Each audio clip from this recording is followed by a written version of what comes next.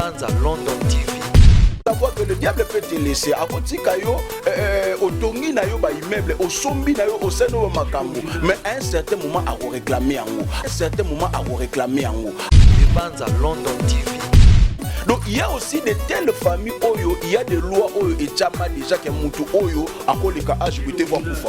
Mutu boyo akokoma na niveau boyete. Mutu boyo donc c'est-à-dire que hôtel négatif ezali loko la constitution oyo eza na kati ya ba famille. Constitution oyo eza na kati ya ba famille.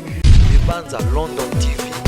Il y a beaucoup de cailloux au na Opoto. Mais il faut savoir qu'il y a beaucoup de gens aussi à l'extérieur du pays qui n'arrivent pas à réussir dans la vie. Baso ça la nuance surtout. Il y a des gens en Europe au Basali beaucoup des années. Il y a des gens au Basali bané belé mais bazana ba documenté. Et puis il y a pas des belé bazana ba poto mais au moins la stabilité et ça quand on parle de la stabilité, tout le monde a stabilité dans tous les niveaux. Banza London TV. Nzamba zotalisanga na omona yo kana yo oyo zoloba na nga wana nzamba yo sanga ezaka mozaka pa na yo te mais ezapa ba ndiko na yo presque nyo surtout abina nga vrai ezapa bon na famille na biso talabo. C'est par là que j'ai compris dans cette famille là il y a une force, il y a hôtel négatif au evandi il y a ngone mtu ezo compliquer ba futur ya batu ngone mtu ezo compliquer ba futur ya batu. Banza London TV. Ndeko omona famille so bana basi ya kitoko bana basi mais bana basi soko tali bango bi mwana moso ako mériter vu azo menete Banza London TV. Bible zo pesa moto autorisation soki okani moi si na otam so afolagan tout ça oui koboya ye mais pourquoi Bible lobi ndengwana parce que eza problème flagrant eza problème donc mais eza ba problème mususu okoi koboya moi cité problème mususu okoi koboya moi cité Banza London TV. Bible wana zoloba que batata bali raisin na isobe mais bana ba baby mine. Donc tout le monde a que papa bali mbuma. Donc papa bali mbuma et accord, les alliances au papa basali. Vous voyez? Mais bana ne mutu bazo vivre siko ba retomber wana. Banza London TV. Ce qui va koko ba kufi et que ba boti ba kufi ce sont des choses qui influencent ka ba vie à bana. Et impacta kaba via bana yango romona ke ezana bana mususu mutu mususu c'est-à-dire que akoli azo sala ba effort nyonso to azo sala rien ne marche azo luka mais azo zoate c'est-à-dire que mutu ya ndenge wana azali mutu azali victime ya ba corps esalama ya zalate azali mutu azali victime ya ba corps esalama ya zalate.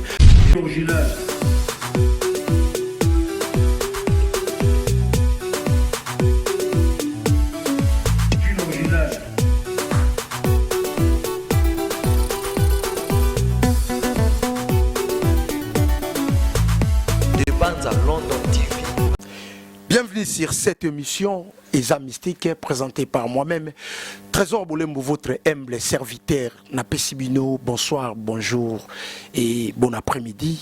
Ça dépend à l'air pour recevoir Bisso, Nabanda Kunabino, Ndebo recevoir Bisso, Naba bureau, partout. Wapi, Bissika Boza, vraiment, c'est Trésor Bolembo avec mon émission intitulée Eza Mystique.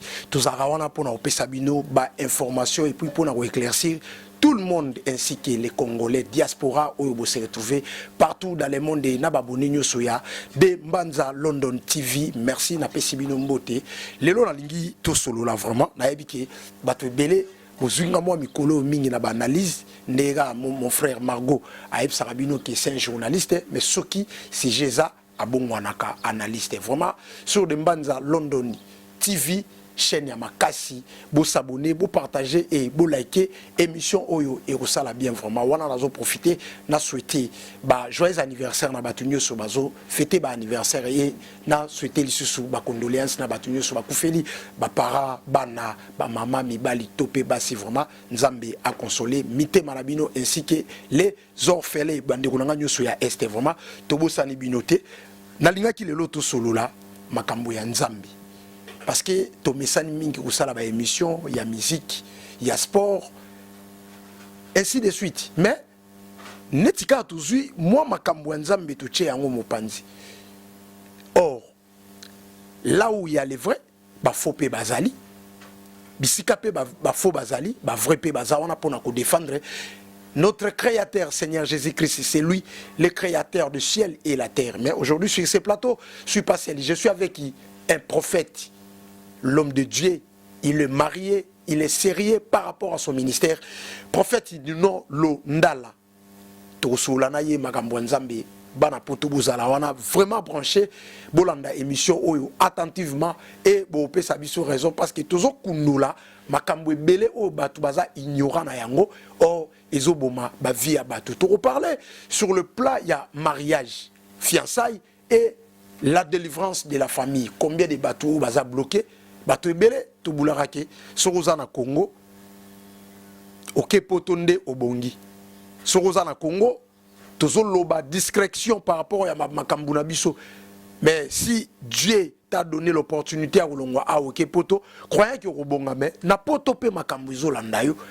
Partout dans le monde, il y a soutien Makolona, oh malédiction, et la Daramutu, par 3 ans. Mais sans plus tarder, dans le niveau à régie, merveille, à Fongolé Langa caméra, besoin inviter Nabiso, tous en sur ce plateau, prophète Nino Lundala, pour Tomeka Kosolanaye, Ntoma.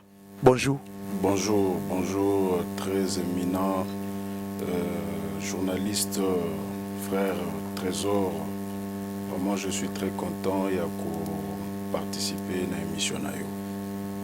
Merci. Biso pe toza content ya ko mona ki o répondre na invitation na biso. Na yebi ke na auto ça la présentation. Bandeko nyoso ba balandi présentation on a sali pour na yo, mais je me plus prophète yo moko se présenter. Ou éclaircir Bananzambe et puis ou avertir bango quoi lecter bango ninto sola la émission alelo.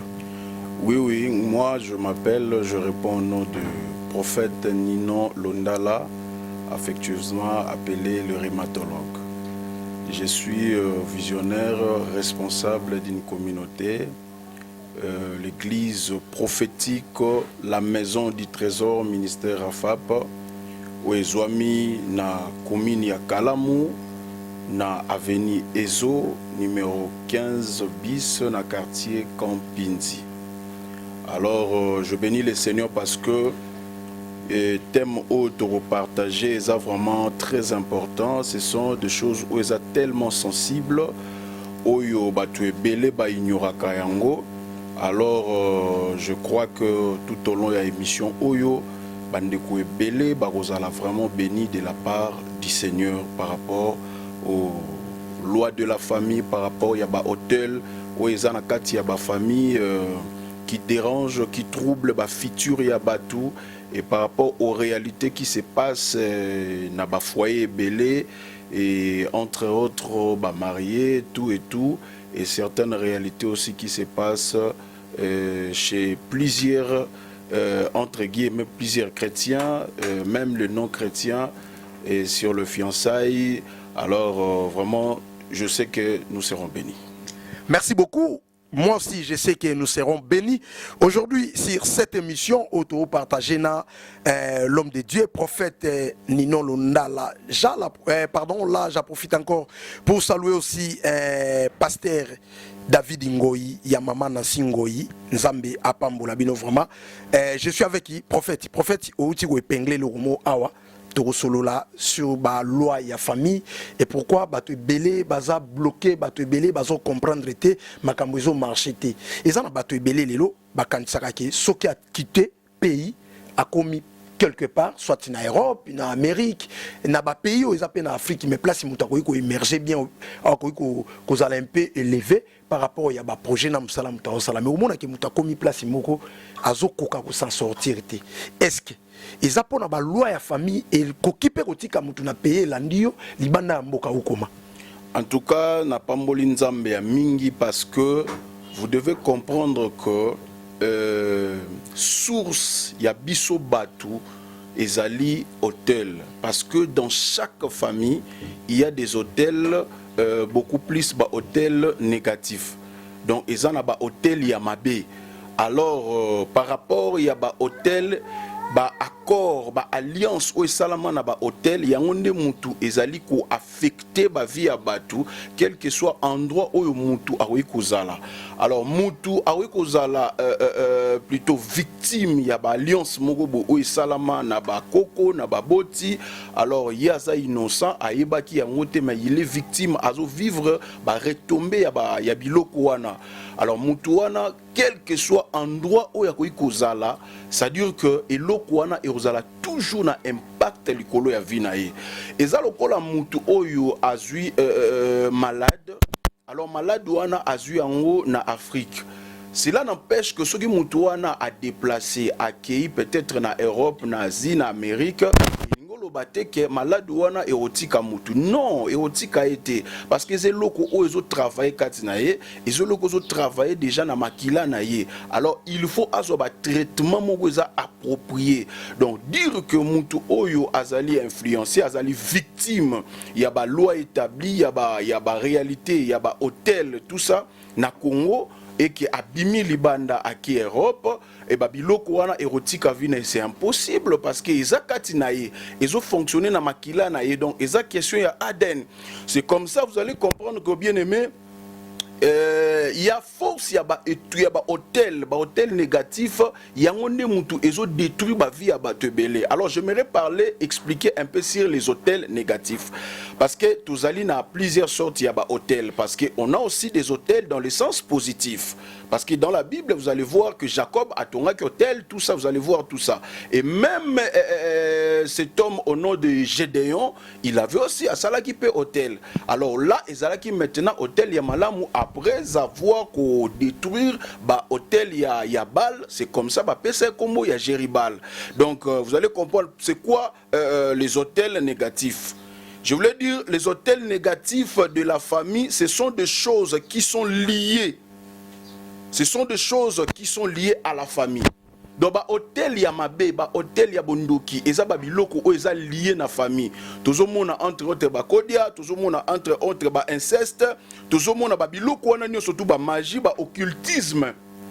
Alors ezali ba retomber ya ba hôtel oyo to bengi hôtel négatif. Donc na ba famille au mona tamsu ba koko na biso ba sala ba makamoko bu ba sala ba corps mon bu po ba zo ba richesse ba zo ba bien o bazali no ba zo musala mongo ba za la bien na vie. Et puis ba misu ba sala ka yango par rapport peut-être ya ba yeba kité bazala qui est inconscient et ba ebisaki bango po za la malamu o za la protéger ba no ba za la protéger nde ba sali alliance wana. Alors ba alliance wana ce qui ba koko ba kufi et que ba boti ba kufi, ce sont des choses où et influence kaba via bana et impact kaba via bana yango romona ke ezana bana mususu mutu mususu c'est-à-dire que akoli azo sala ba effort nyonso to azo sala rien ne marche azo luka mais azo zoate, c'est-à-dire que mutu ya ndenge wana azali mutu azali victime ya ba corps o salama ya zalate azali victime ya hôtel négatif oyo eza na kati ya famille nde omona mutu mususu à cause ya impact ya hôtel négatif wana na Congo awa tala diable akotika yo oké na opoto. Mais il faut savoir qu'il y a beaucoup de gens aussi à l'extérieur du pays qui n'arrivent pas à réussir dans la vie. Bazo sala nion surtout, il y a des gens en Europe au basali beaucoup des années, il y a des gens au basali ba né belé mais bazana ba documenté, et puis il y a baté belé bazana ba poto mais au moins la stabilité. Et ça, quand on parle de la stabilité, toujours mon stabilité dans tous les niveaux, stabilité dans le plan il y a mariage, dans le plan il y a relation, dans le plan il y a affaire. Donc tout ça mutu azo vivre azali victime il y a hôtel ba corps moko e salama otobengi ba hôtel négatif de la famille. Donc c'est un peu ça. Merci beaucoup, merci vraiment. Je pense que ba internaute nyoso et ba abonné nyoso ya Dembanza London TV on déplace makambo ivandi vraiment.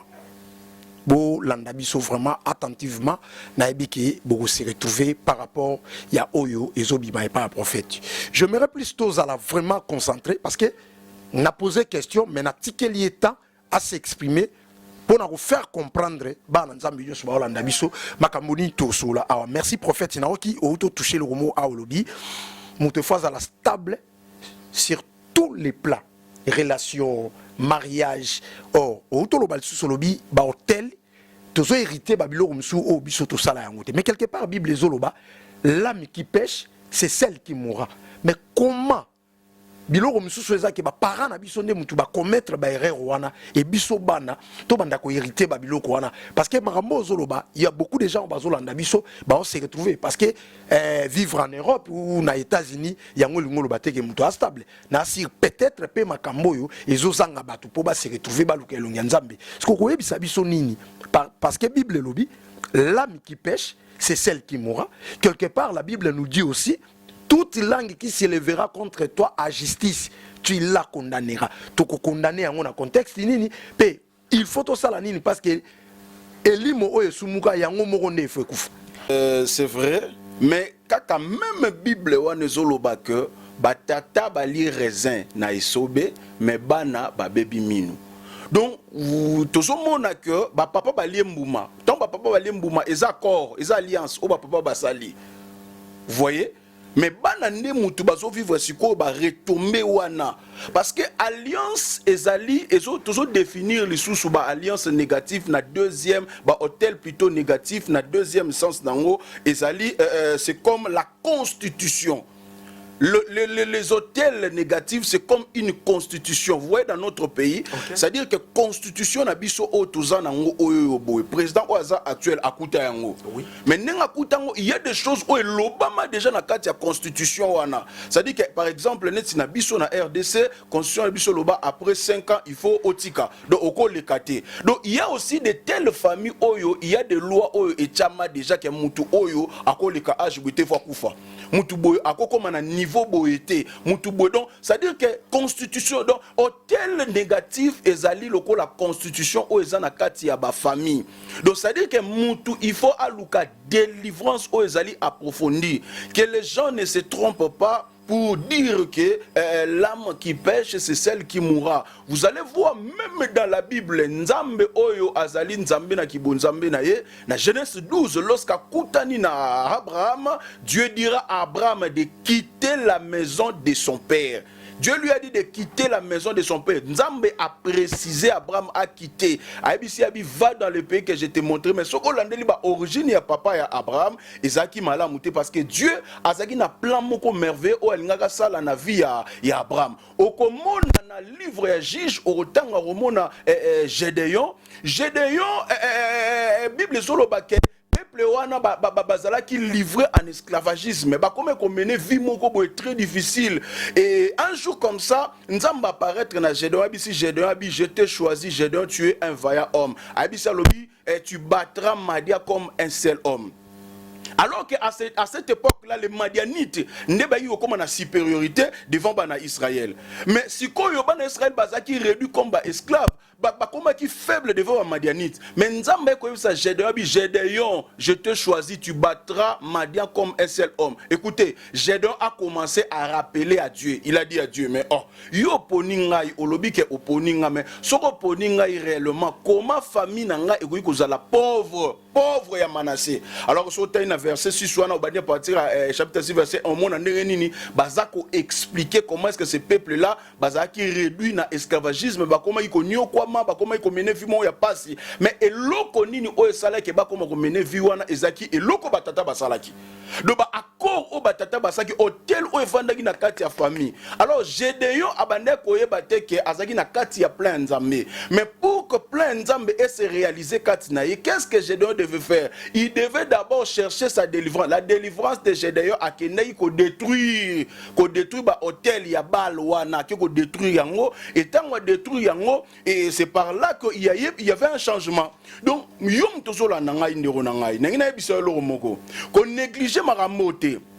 Parce que dans nos familles, il y a des choses où salama. Il y a des histoires où salama et ça qui impacte ma vie à batebele. Oyebi na yote bien aimé dans le Seigneur que makambo salama na kati ya famille. Donc il y a des constitutions, des lois au baloba que muto au pambo maté, muto au balate. Ndeko ozo kutana ba relation ana eza ko évoluer te. Ozo kutana ba makambo ezo ke liboso te pourquoi? Parce que eza na force moko na kati ya libota, eza na hôtel moko va na libota où ezo réclamer ba futur ya batu. Ils ont réclamé lobby à battu donc moyen au CP là et exact par rapport à toutes ces histoires là de base ya makamunion surtout bien aimé ezali hôtel yango chaque famille bien aimé yeba ngo ke ezana ba hôtel ya mabe ezalaka. Dans chaque famille, ils ont un hôtel négatif. Alors maintenant, bien aimé, Moutou Oyo, à Monique, Yeba Mibali ba Desevaka et Kaka. Yenenga Zawana bo Asala Kaba Makambe Simbarate. Je connais un bien aimé, et c'est bien aimé là, Ata Abandi à faire Nengenine à faire Wana, il faut Kara Esuka Nase, il faut Kara Ekweya. Et jusqu'à ce que ce bien aimé là est devenu pauvre. Et lorsqu'il était venu me voir, dans ce solanae, na Yebisenga Bime, Nzamba Zotali Sanga, na Omona Yo, Kana Yo Oyo Zolo. Bananga wana nzamba sanga ezaka mozaka pa na yo te mais ezapa bandiko na yo presque nyo surtout abinanga vrai ezabon na famille na biso talabo.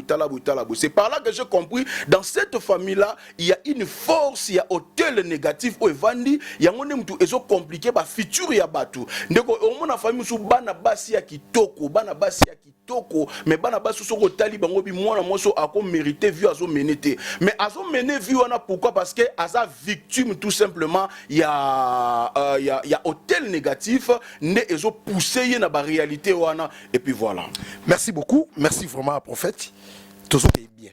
Nasir émission Oyo lelo to yambio et narolinga to bandako yambayo régulièrement pour tout luka moyen ya ko aider bana na Nzambe parce que nous rôle na biso eza ya ko dépeupler peuple de Dieu na ténèbres ya ko peupler bango na lumière mais nazana ba question moko fo to aider bato bazota la biso parce que il y a beaucoup de gens bazolanda biso ba mi tuna ba question hôtel mutu azo hérité makambo yo ya yebi yango te oriza na bato esi basala yango déjà etikala comme constitution ndenge yo moko to pesa exemple awa est-ce que question nanga monsieur Ezabo po ba benga mutu pauvre l'esprit de la pauvreté na kati ya mutu est-ce que mutu anaka fa kufa pauvre ou bien mutu aza na pauvreté pe akoyi ko simba mbongo mutu aza na esprit ya célibat pe akoyi ko bala mais et après suite et fait par rapport à Yakobala, na ko simba mbongo na ye. Est-ce que pauvreté wana esprit wana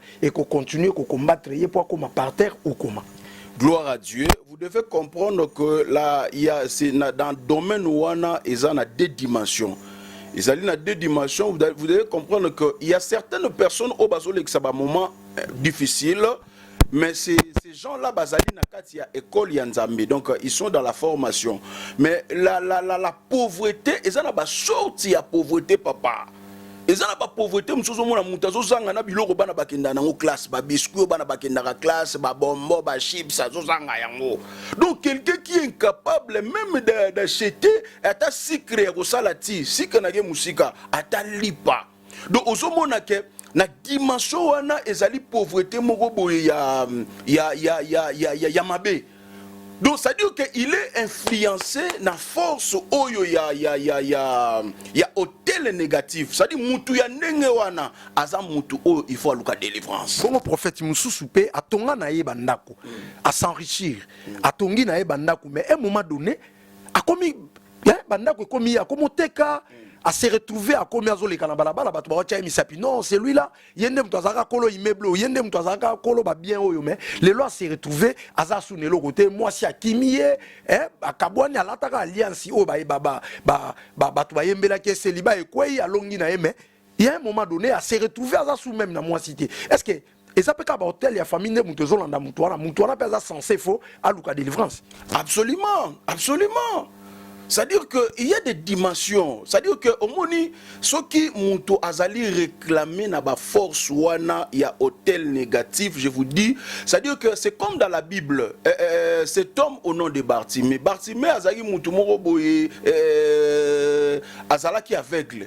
Mais na kati ya kilolanda na ye azaki quand même batikela ki ba biloko oyo ko permettre ye ayeba un peu ko s'en sortir. Vous voyez? C'est-à-dire que le diable a combattre yo okozala okobundisa mana force moko boye ba corps ba alliance moko boye otozo ba force ya hôtel négatif et okobundisa yo mais vous devez savoir que le diable peut te laisser akotika yo otongi na yo ba immeuble osombi na yo oseno makambo mais à un certain moment a réclamer yango akozwa yango et yango zo mona na mutu mususu atonga mais à un certain moment teki babiloko nyonso tout et akomi na pauvreté moko ya makasi. Donc c'est pour te dire que ba force wana ya alliance wana ezo réclamer ye. Donc ça dit que ezana ba interdiction, ezana wa constitution de na uti koloba na bandeli. Donc ezana ba limite ba bilo mususu okoyi ko leka yango te. Oko dépasser yango te. Ezana ba genre ya ba famille ba ko tika bino ta mususu que non ozui bénédiction mo mais oko sa la bénédiction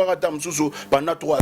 Tamso ko sa la bénédiction tamso pendant 2 ans, tamso pendant 5 ans. Vous voyez, il y a certaines familles OP, bah force, il y en a ezali, ça dit que bah rotika mutu azali na en vie, mais au col qui sa âge mon roté, bah famille sous bah les cas 50 ans, mais bah koufi. Osomona, donc ezali bah force, il y a bah alliance oyo et salama déjà, bah tout bazo tomber victime na yango. Yango mutu o amoni que azaki na ba faire, atonga ki banda kwa sa ki ba makambe, ba nek aussi mena minute oyo, akomi humilié, makambe zo simbate, même sa femme aboyé, ndeko ce qui est vrai, Luka délivrance. Mouta nengoana azali obligé à Luka délivrance, mon ça sérieux et ça très profond pour que aïebana ko mener maintenant une nouvelle vie en Christ. C'est un peu ça. Merci beaucoup, merci vraiment. Émission Ezo Salabien. Ceux qui peuvent Salabino bien. Boche la biso ba j'aime yona, ba commentaire la bino et au Salabien. Je pense que numéro à prophète aussi est affiché. Na téléphone na yo na télévision na yo mto olanda biso bo beka prophète yo mto za na ba problème o benga prophète na zoloba na ebike bande ko ebele baza na ba ka oyo biso tozo sola awa mais eloko moko pe parce que nga vraiment na kendaka moi tout droit eloko moko et puis yo pende ngoza na yebike les antivaleurs isa mingi et kota pe mingi na musala na bino il y a des fois au mona ke mto za na ka moko bu azolinga approcher musala na nzambe mais compte tenu ya ba antivaleurs oyo bandeko na bino misusu ba bebisi musala ya nzambe. Quand est-ce que ou comment t'aurais ko pousser bandeko baza na ba problème oyo ba approcher biso et ba trouver chemin oyo eza la vérité pour ba kangola. Vous savez, tout a été déjà dit dans la parole. Tout a été déjà dit dans la parole. C'est-à-dire que nous sommes tous en époque où il y a une saison où il y a bleu na ivré et tous en saison où il y a vrai dollar na faux dollar. Vous voyez, yango moni nzamba yebaki alobi na Bible alobi car tous ceux qui sont conduits par l'Esprit de Dieu sont fils de Dieu. Parce que lorsque on a conduit par l'Esprit de Dieu a kolakisa yo place ya rocha lokolo et a kokon. Bible solo ba même Saint-Esprit ko convaincre bino na mabedo, ça dit que a convaincre yo mutu oyo azali mala mutu oyo azali mabe parce que même la conviction ezali moko ya ba canal banzela o nzamba alobelaka batu. Dieu parle, Dieu parle tantôt d'une manière, a dit notre nzamba alobaka na bandoto alobaka na ba vision, nzamba alobaka pe na ba conviction. Donc quelque chose osa convaincu na ngotengo Bible zoloba tout ce qui n'est pas produit ou fruit de la conviction c'est un péché. Vous voyez donc c'est à dire que si tu n'es pas convaincu par rapport à quelqu'un, si tu n'es pas convaincu et ne te laisse pas emporter. Vous voyez donc c'est pour moi je vois que c'est la prophétie, c'est la parole de Dieu mais conseil que nous peut savoir dans Nzambe de prier, de chercher le Saint-Esprit et enfin que le Saint-Esprit a conduit, a orienté bango place oyo bawi kocha lokolo pour que bazala vraiment malamu et pour que bas se scandaliser pété parce que c'est biblique. Bible déjà et l'obagnon surtout expliqua yango donc nous sommes quand na lobi na saison ya bleu na ivré mabena malamu donc faux dollar soge vrai dollar so ezali faux dollar pe rosala. Donc c'est un peu ça. OK, merci beaucoup car la Bible nous dit le cheval est occupé au jour de la bataille, mais la délivrance à partir à l'éternel. Donc moi je crois que avant Nzambe a délivré il faut yepe ayana nous a toucher mutema nao parce qu'il y a pour nayo ndeka musakola uti kolobake il faut d'abord Nzambe atambwisa yo oyeba place nini o kokende là na opesa moti to komyoshite vraiment pardon vers la fin de cette première partie il y a émission na biso otobandi na prophète non londala bozala vraiment branché et numéro na ye bo garder yango. Si vous avez un problème, vous avez besoin d'orientation à la prière, vous avez un prophète, et le prophète a coupé sa directive, Pasteur David Ngoyi et Maman Nancy Ngoyi, Nzambe apambola bino, pourquoi pas Maman Cécile Baleno, Nzambe apambola bino et na opesa sou moté, na frère nanga Sila Katompa, toza déjà pardon, na Juventus wana, mosal na Nzambe yeyo, ba prière et au sala bien parce que banzela ezamulaï vraiment. Prophète, tokomi kokende vers la fin, il y a première partie ya émission na biso. Na lingi parce que na lobayi awa toko tout na pe question ya makambo ya mariage ndeko moko ayebisa yenga na tuna yo alobi boy na ki fiançailles moi si auti pa na ye ayutaka pa na bango ayaka kotala mobali ya des fois ko bomba pe bizaleli mais est-ce que ki fiançailles yango koki ko sale makaka ke oya zaka pa na bango oye pa na bango est-ce que to ko sala ngo peut-être que to vanda ka place moko poto se comprendre to yeba ke oya za boye na mabe na ye na malamu na ye après lobi to sala mariage moko ya conviction par rapport ya ba comportement nyoso o to moni okoma. Bon, absolument, vous devez comprendre que d'abord, selon la Bible, Bible, ils ont reconnaître la dot qui est un mariage ou ezali biblique. Alors le fiançailles aussi, fiançailles et la période de fiançailles, en tout cas, batubarosa la ici kamorote. La période de fiançailles, batubarosa la ici kamorote. Parce que fiançailles sont tali même na ba définition na bango na définition nango, c'est-à-dire que esa période de morobo il y a ba observation, il y a ba préparatif. Donc c'est-à-dire que tout ça qu'on s'observer, l'autre l'un a ça qu'observer l'autre a ça qu'observer, donc c'est comme ça. Et na ba moment wana peut-être tu peux détecter quelque chose chez l'autre qui c'est-à-dire que qui ne te convainc pas, tu n'es pas convaincu par certains caractères, certains comportements. Et puis là, tu as le droit de laisser, tu as le droit d'abandonner. Vous voyez, donc c'est un peu ça. C'est un moment, c'est une période qui permet aux gens de s'observer. C'est comme ça. Vous voyez, par exemple, il y a des choses où tu négligeras yango. Admettons que na ba dimension même ya banzoto na biso, c'est-à-dire que les lots comme trop spirituel, même les choses qu'on ne peut pas spiritualiser, to comme spiritualiser yango. Vous voyez, yango zo mona na ba couple ebele, ba sangani na ba moment où ba ko ya observation, ba yeba na ba ke na ba profondeur, beaucoup ça même ba test, bo yeba o azali na nini boy na groupe boy tout ça. C'est-à-dire que to zo kango même pas to ki parango te, yango zo mona ba tebele, ba zo bota lelo boy ba anémique, ba zo bota ba nini, ba biloko moko ya ndengwana. Alors ce sont des choses oyo ke ba il faut ba yeba. Mais ce qui est mal, les gens se laisser emporter dans bas sentiments. Vous voyez, les gens se laisser emporter dans bas sentiments moroboye.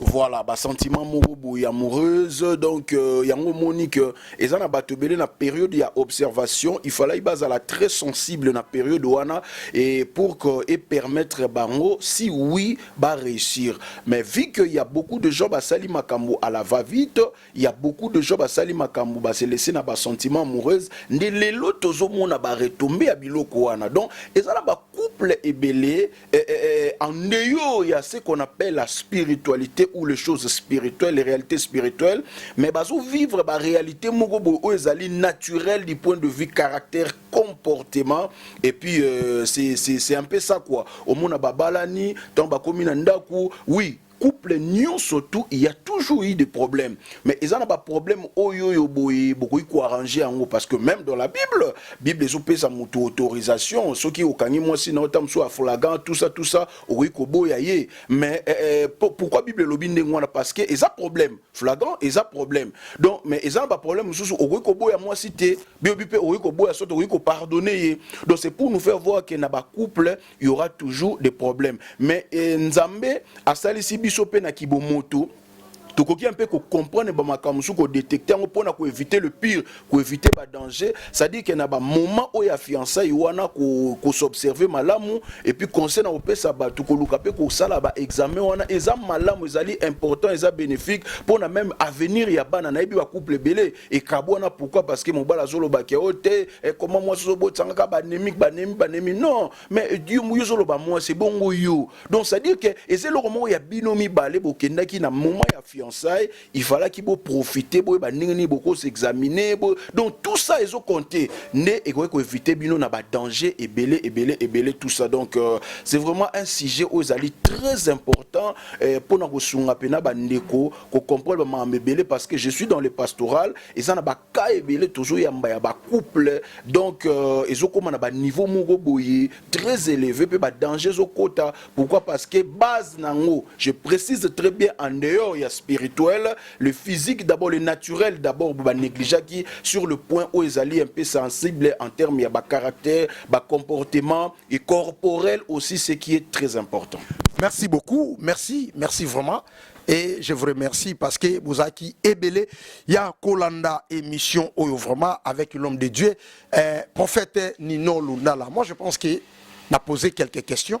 Ce qu'on s'est retrouvé, na Oyebibi, na Mounoko ya prophète, na ba question Utipananga. En tout cas, son numéro est là. Benga, vous allez vraiment décider. Mais pour tenir biso vraiment regardé par rapport au temps, na éviter emploi du temps na bino. Mais c'est très important pour na bino bandeko yo bozolanda biso. Et émission oyo, ce n'est que le début avec le prophète Nino Lundala. Mais tout banda ko continuer émission oyo na autorisation. Il y a prophète et boza toujours branché na de Mbanza London TV. Merci ngana kominanga na suka ya émission na pesi ba na nzambe nyoso mbote na pesi de Brino original mbote 3 fois arena bandeko nyoso bolanda ki biso vraiment nzambe apambola bino prophète tokomi na suka émission message na yo ya fin ya émission oyo et opesi moi quelques idées na batu nyoso bolanda biso na ba mbote na yo. Vraiment, je bénis le Seigneur. N'a pas moli nzambe pour na ba moment oyo.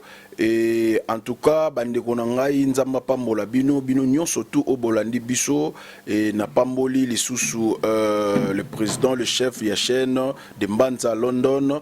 Vraiment nzambe asale la ya mingi nzamba tombola yo asale sou ya mingi et je bénis encore mon pasteur le révérend Dieudonné Sinaï Mukuna et n'a pas moli et na bana nyonso tout à la maison du trésor.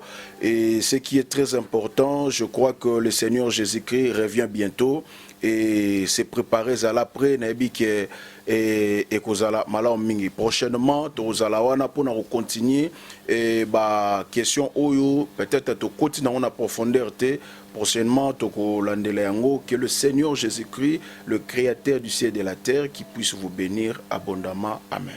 Amen. Merci beaucoup. Restez branchés sur cet numéro avec Trésor Bolembo, merveille Nassima ya caméra et na réalisation de Mbanza London TV, ma frère Nyosua de Mbanza London TV, Margot Mobali, Bobby Kokissa, ainsi que au Mont Saint, la noblesse. Je vous aime beaucoup. Bye bye. Mbanza London